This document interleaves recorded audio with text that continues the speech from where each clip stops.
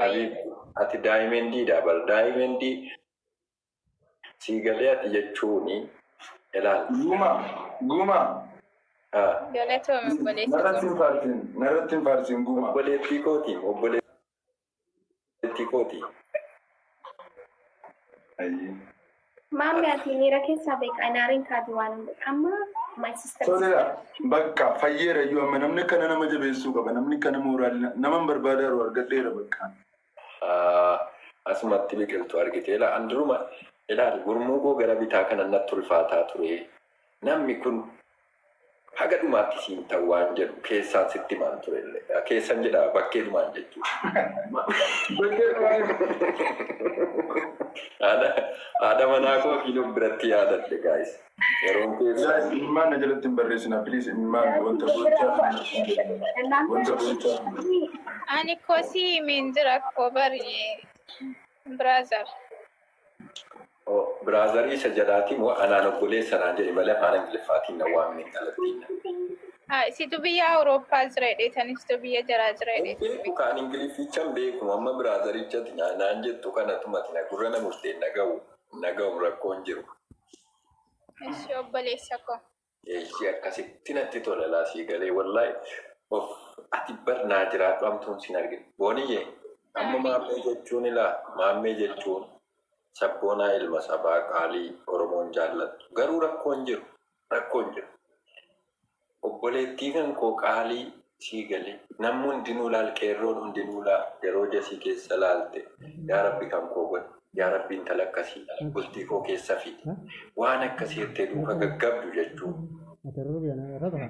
Guyyaa torbatu hin ga'ini gadhiiseera jechuu barbaadamma kun as dhufe. Guuma waa si gaafadhu mee? Yoo ka'e amma fakkeenyaaf ati yaa Rabbi durba kanaa kana kennii jettee Rabbiin kadhataa jirta fakkeenyaaf ammaati. Rabbiin kun garbicha isaa waan taateef du'aa kee kana ni keebala. Yoo amma wanti fokkiftuu wayii wantumti duffii wayii kaate yaa Rabbi gumaa kana naa kennettee kadhataa jiraatte akkaniin ishii sana kee du'aa keebalu beektaati. Inna lillahi wa inna ilaihi raji'un. Dhugaa murtee Rabbii dandaru.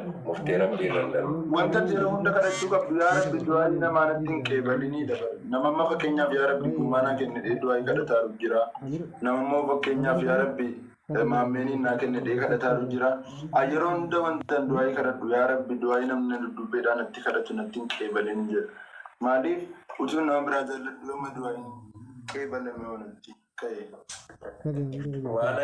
Wana yaadachiifte maamii. Astaghfirullah. Dhugaa Ingilizii tokko nama wayitu inna lillahi wa inna ilaihi raaji'uun.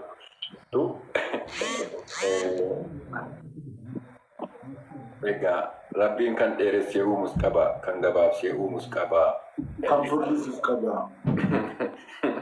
Inna lillahi wa inna ilaihi raaji'uun yaa Rabbi gaabii keenya satari akka tamma jettu kana hafuura qulqulluun sitti nasiiseera guumaasha hokkate gootaatu waan jedhu wayii dhufe beekta. Rafteetti miti haati manaa kiyya. Raftanii ijoollee akkam waa dhagaa jirtu. Garuu waan duraan biqiltuu akka hin dhiifne kakuu haaraadhaan kakadheen ture garuu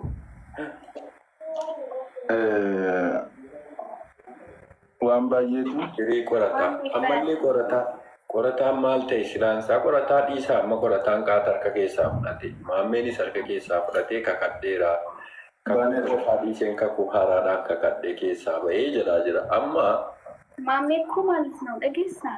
Gaafatatti haala isaa laaluu karaa jannataa kana kajeelatti fakkaate. lubbuu koo afaan kanaan damma nyaadhatti.